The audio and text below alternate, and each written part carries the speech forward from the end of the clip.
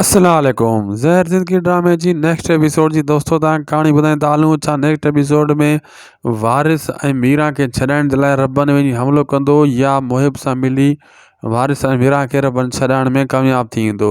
छा next episode में दोस्तों ओठो ऐं कमाल खान वाकई वरी हाकिम खान सां हिकु थी वेंदा या उन सां का नई चाल खे पंहिंजी जॻह ठाहींदा ऐं रईस गफ़ार खान सां दुश्मनी कराईंदा। छा नेक्स्ट एपिसोड में मीरा ऐं वारिस ते जेको आहे ओठो ऐं कमाल खान हमलो करे यानी पोइ हाकिम ऐं रईस गफ़ार खान खे विढ़ाइण में कामयाब थींदा या न थींदा, सॼी कहाणी ॿुधाईंदासीं दोस्तों तव्हांखे इन नंढड़े वीडियो में। पहिरियां हिनखे पूरो ॾिसो जीअं तव्हांखे सॼी कहाणी सम्झ में अचे। थी सघे त असांजे यूट्यूब चैनल खे ज़रूरु सब्सक्राइब कंदा।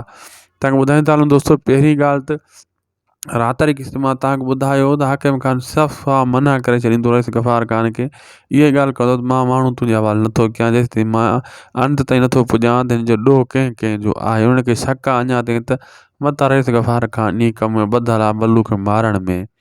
हाणे जेको आहे दोस्तों इहा उन वॾी ग़लती कई हाकिम खान। हाणे इहे माण्हुनि जी गिची में पवंदा, छाजे करे ओठो ऐं कमाल खान जॾहिं मोटी ईंदा हिते उन्हनि खे ख़बर पवंदी त अञा माण्हू विहायूं वेठो आहे। पोइ हू जो कंहिं न कंहिं तरीक़े इन्हनि खे नुक़सानु पुॼाइण जी कोशिशि कंदा।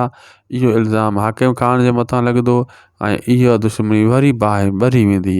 इहा ग़लती जी क़ीमत चुकाईंदो अॻिते हली हाकिम खान, लेकिन रबन पूरी कोशिशि कंदो।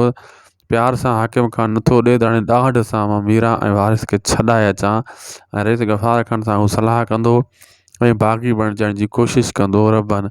लेकिन रईस गफ़ार खान उनखे मना कंदो, तकड़ि न कर, कंहिं न कंहिं तरीक़े सां इहो मसइलो असां हल कयूं था। अचण वारे किस्तनि में इहे सीन ॾिसण वटां तव्हांखे मिलंदा।